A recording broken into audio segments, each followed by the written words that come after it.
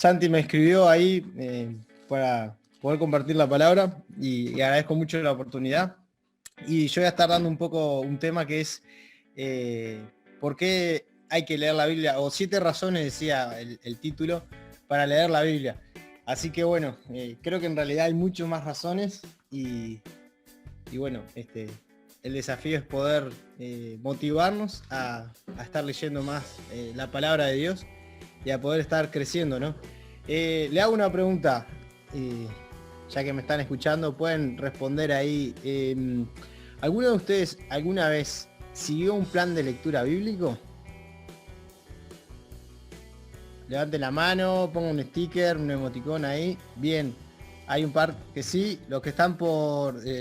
ahí está. Hay un juego nuevo de incógnita y no sé qué, no sé cómo se llama, que varios están jugando ahí en el liceo. Los que están como medio incógnita pueden participar. Hay algunos pusieron bien ahí. Bueno, hay muchísimos planes de lecturas, ¿no? Pero están buenos porque nos ayudan a ordenarnos, ¿no? Hace un tiempo leí acerca de George Mueller, que llegó a leer 100 veces la Biblia en toda su vida, ¿no? Entonces, ¿por qué digo lo de los planes bíblicos? Porque hay planes que está bueno que nos ayudan a leer la Biblia de tapa a tapa, ¿no? No vamos a preguntar, pero ¿cuántos han leído 100 veces la Biblia? No, 100 veces no, pero ¿cuántos han leído alguna vez la Biblia completa? A ver, ¿alguno lo ha leído? Allá hay un par que dicen que no. Bien, bárbaro. ¿Y el Nuevo Testamento completo? ¿Alguna vez? ¿Alguien puede decir, sí, yo lo leí, más o menos? Ahí va, bien ahí. Saben que es súper importante la lectura. Bien, ahí en el Nuevo Testamento completo hubieron varios ahí que dijeron que sí. Es muy importante la lectura completa de la Escritura, porque ella nos ayuda a entender realmente no solo cosas de Dios al voleo, por así decirlo, o pequeñas imágenes, sino ver una estructura completa de Dios. Cuando leí eso acerca de George Mueller, que leyó 100 veces la Biblia, dije, qué desafío, ¿no?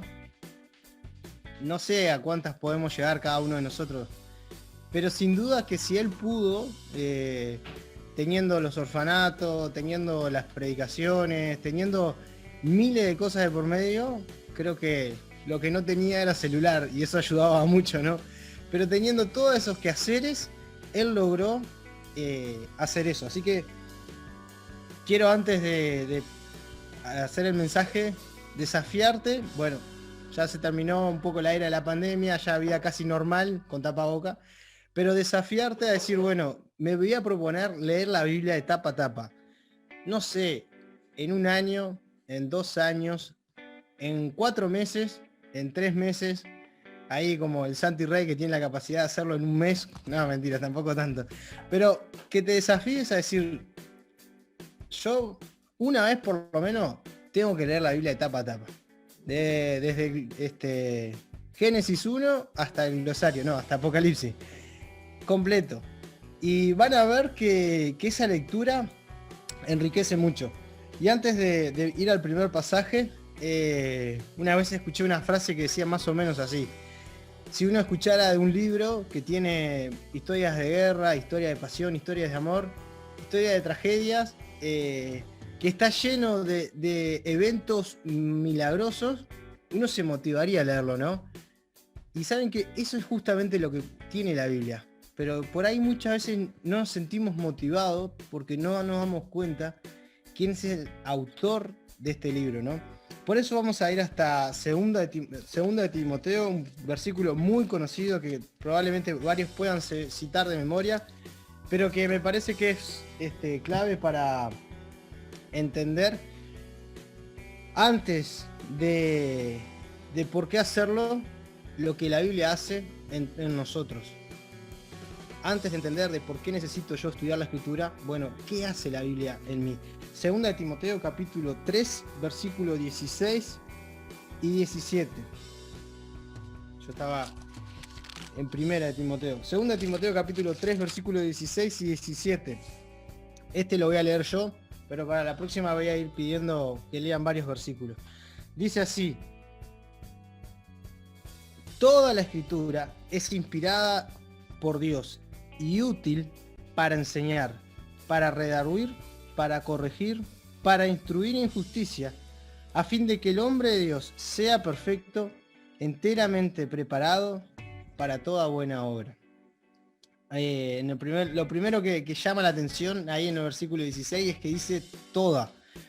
Por eso yo insisto mucho, no solo los evangelios, no solo, bueno, el libro de Hechos y el proverbio que nos gusta tanto, no, toda la palabra de Dios, toda la escritura, su totalidad es fundamental, es sumamente importante que nosotros entendamos que toda la Biblia fue inspirada y que probablemente han escuchado muchas veces esa palabra inspirada, ¿no? Esa guía que Dios hizo hacia los hombres, ese soplo de, bueno, ¿qué escribir? Y dice luego, toda esta escritura que es inspirada es útil para enseñar, para redarguir. Yo ahí anoté un sinónimo de redarguir en la Nueva Traducción Viviente, dice, para saber qué está bien y qué está mal.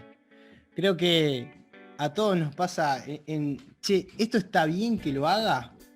Bueno, no hay mejor forma para saber si algo está bien o si algo está mal que conociendo la Biblia, que leyendo la Escritura. Porque ella nos va a ir guiando, Dios a través de su palabra nos va a ir enseñando qué está bien y qué está mal. Pensando en esto, pensando en lo que la Biblia hace en nosotros, pensando en lo que la Biblia tiene el poder para hacer, ¿no? Este libro que es vivo. Y dice luego ahí, para corregir, para instruir en justicia. La Nueva Traducción Viviente dice ahí finalmente, para guiar en la enseñanza y creo que todos nosotros necesitamos ser guiados. Muchas veces uno no sabe cómo actuar en la vida, no sabe qué decisiones tomar y qué bueno tener esta esperanza de parte de Dios que nos dice, mirá, yo te dejé el libro, yo te dejé el manual, yo te dejé la guía que te va a enseñar. Y finalmente el versículo 17 dice ahí, a fin, el propósito de la palabra de Dios, el propósito de tener la Biblia hoy en tus manos, en tu celular, de que el hombre de Dios, el hombre, la mujer, el ser humano que ha aceptado a Cristo, sea perfecto. Este es el mayor desafío que tenemos que acercarnos a la Biblia. Con el sentir de decir, bueno, Dios me va a estar perfeccionando, me va a estar limpiando de mis maldades, me va a estar puliendo por medio de su escritura. Dice ahí, a fin de que el hombre de Dios sea perfecto, enteramente preparado para toda buena obra. Samuel Pérez Millo, que muchos de nosotros hemos escuchado varios mensajes, dice una frase muy interesante, ¿no? La Biblia no es un libro de información, la Biblia es un libro de formación. Y esa es la gran diferencia con cualquier otro libro. Yo puedo leer muchos libros que me llenen de conocimientos, de ideas, de información, de saberes de ciertas cosas, pero la escritura, como dice acá, nos forma, nos cambia. La escritura nos perfecciona con el propósito de que hagamos buenas acciones. Y esas buenas acciones no son únicamente pensar en, bueno, ayudar a alguien o... No, una vida como la que Dios quiere, en obediencia a Él. Cuando pensamos en por qué es importante leer la Biblia, personalmente uno de los versículos que vino primero a mi mente es Juan capítulo 17, versículo 7, que el primero que lo encuentre, van a sumar punto extra, no sé si hay concurso, pero el primero que lo encuentre y lo lea, le vamos a mandar no sé qué le vamos a mandar, pero ¿alguien puede leer Juan capítulo 17, versículo 7? No, perdón, Juan 17, 17. Juan 17, 17.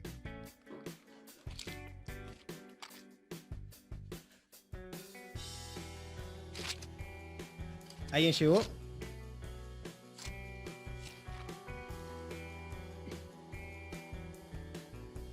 ¿Nadie? Avi.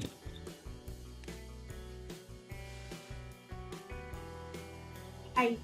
Eh, santificados en tu verdad y palabra es verdad. Tu palabra es verdad. Bárbaro, gracias, Avi. No. El Señor Jesús está orando y dice, santifícalos en tu verdad, tu palabra es verdad. Y qué bueno, Ulises, que entendamos esto, que la primera razón que nos tenemos que acercar a la Biblia, de la importancia de leer esta Biblia, es que es la palabra de Dios, es verdad, es la verdad, pero ella nos santifica. Es decir, ella nos va perfeccionando, como leíamos hoy, nos va llevando a estar cada vez más apartados para Dios. Qué bueno que el Señor Jesús tuvo esta oración y que quedó registrada, donde le decía al Padre que nos santificara a nosotros, sus seguidores, por medio de la palabra. Es difícil pensar en una vida de santidad sin lectura de la palabra. Es más, podríamos decir que es imposible. ¿Por qué?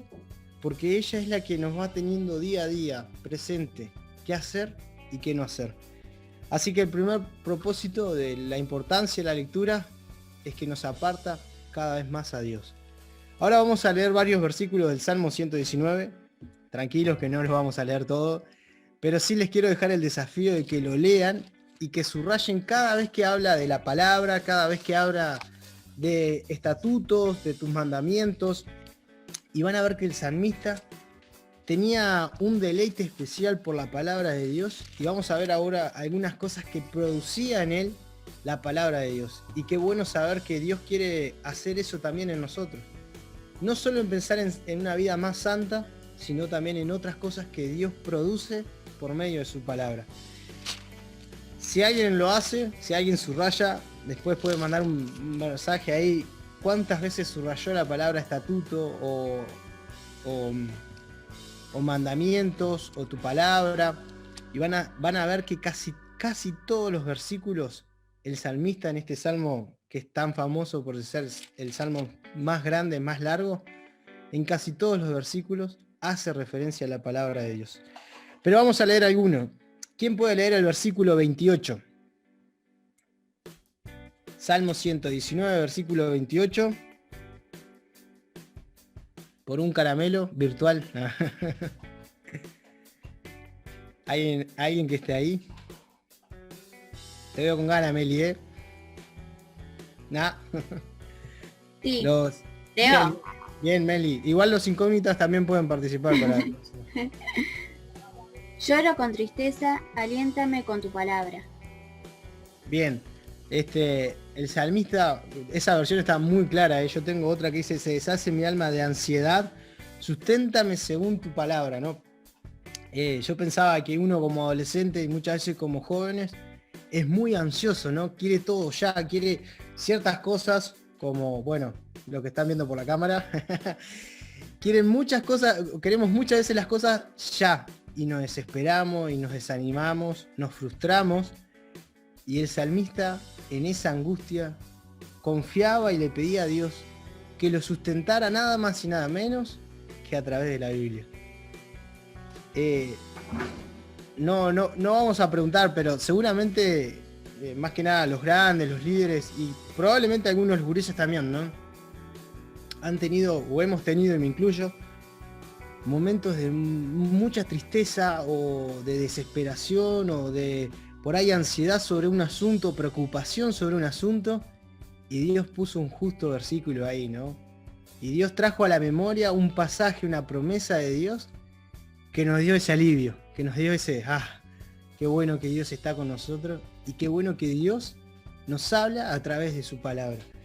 El primer propósito era santidad. La palabra de Dios nos santifica. Y el segundo, hay miles, millones, vuelvo a decir, y podrán verlo de distintas ópticas. Pero el segundo que yo quiero decir es que la palabra de Dios nos sostiene. Nos sostiene en la preocupación, en la ansiedad, nos sostiene en la angustia. Y por eso está bueno que nos preparemos para esos momentos que van a venir antes. Que estemos memorizando y que estemos acercándonos a la Escritura. Para que cuando vengan los problemas, cuando vengan las preocupaciones, las ansiedades, tengamos en nuestro corazón versículos, pasajes de la palabra que nos animen. Ahora, alguien que pueda leer el versículo 47. Puede ser una incógnita, no hay problema. Voy a descargarme el juego ese, no tengo memoria, pero... ¿Alguien puede leer el versículo 47 del Salmo 119? Yo lo leo. Y me regocijaré en tus mandamientos, los cuales he amado. Otro propósito, regocijarnos, encontrar alegría en la palabra de Dios, encontrar alegría en lo que Dios establece. Qué bueno que podamos ver, como dice Primera de Juan, que los mandamientos de Dios no son gravosos, no son como una carga pesada, sino verlo como el salmista, que es algo que nos anima, que nos da alegría, que nos regocija. Así que un propósito más por el cual nos debemos acercar a la palabra de Dios es porque en ella encontramos alegría, encontramos buen ánimo, encontramos cosas que nos alientan, y eso está bueno. Vamos a otro, el versículo número 50. ¿Quién puede leer el versículo número 50? Chan, chan, chan, chan. Ella es mi consuelo en mi aflicción, porque tu dicho me ha vivificado. Gracias, Yasmín. Ella es mi consuelo en mi aflicción. Saben, habíamos leído en el versículo 28 que en medio de la preocupación nos sostiene, ¿no? Pero acá encontramos que en el medio de la angustia es nuestro consuelo. Y la palabra consuelo quiere decir aliviar el dolor, el sufrimiento y acompañar para pasar ese momento, ¿no? Y qué bueno que la palabra de Dios no son solo historias, no son solo mandamientos, sino que también es consuelo para nuestra angustia. Nos ayuda a aliviar ese dolor, ese sufrimiento que estemos pasando o que pueda llegar a venir. Capaz que alguno de ustedes dirá, bueno, pero a ver, tengo 13, 14, 15, no hay grandes problemas en mi vida. Puede ser, buenísimo, pero la vida es dura. No, tampoco tan así. Pero ¿saben qué? Es cruel, me dicen por acá. Pero ¿saben qué? Van a venir momentos de angustia. Y tenemos que estar preparados. Y cuando viene ese momento de angustia, si en nuestro corazón no hay nada de la Escritura, no vamos a encontrar consuelo. Fue muy interesante ver cómo el Señor Jesús, en medio de aquella tentación, recurrió a la Escritura. La Biblia dice, la palabra dice, Dios dice. Y así nosotros, no solo en tentación, sino en angustia. Como leíamos en el versículo antes, en medio de la preocupación, de la desesperación, de la ansiedad, encontrar lo que dice la Biblia, recurrir a ella. Así que el versículo 50 nos enseña que la Biblia nos consuela. Voy haciendo un pequeño repaso ahí, por si alguien está notando, ponele. No, después va a haber un concurso, dale con los concursos, ¿no? Todo era concurso en la vida. Bueno, vamos con una más. Versículo 92. Versículo 92. ¿Quién lo puede leer?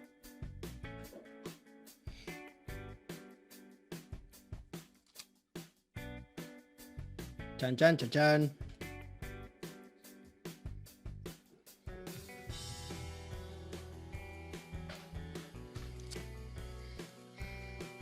Sí, tú, ahí, tú, léelo.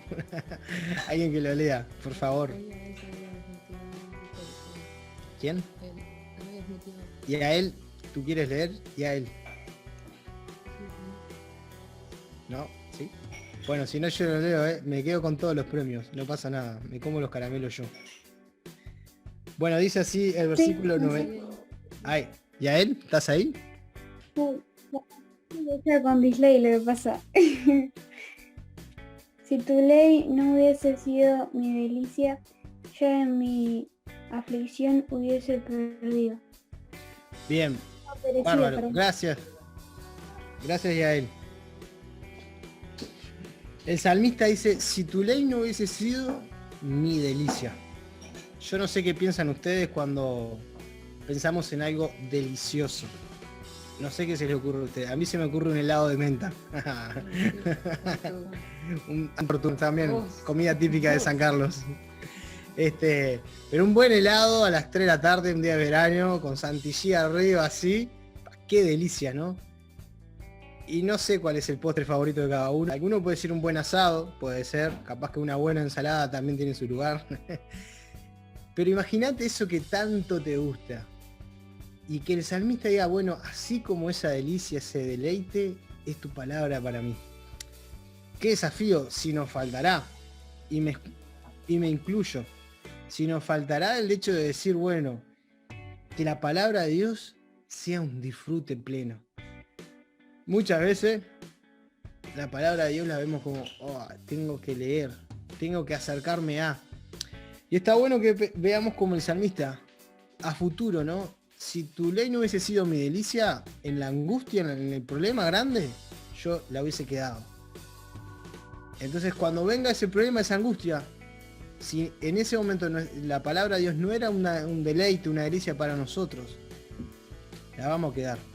Por eso hoy tenemos que hacer ese camino de que se transforme en un deleite. Vamos con uno más. ¿Quién puede leer el versículo 104 y 105? 104 y 105. Premio doble para este, Todos juegan, aclaro por las dudas, por si alguno se está preguntando.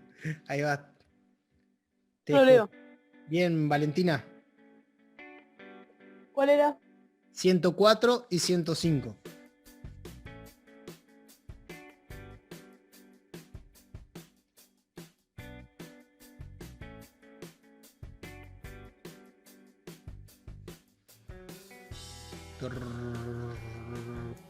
Estás muteada. Valentina está muteada, me dicen por la cucaracha.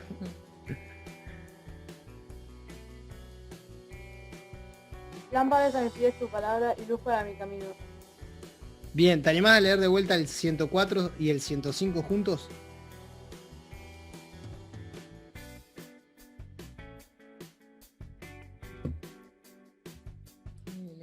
Bueno, capaz que hay delay o algo así porque se muteó de vuelta. Yo lo leo, no sean problema, tranquilos, que no cunda el pánico.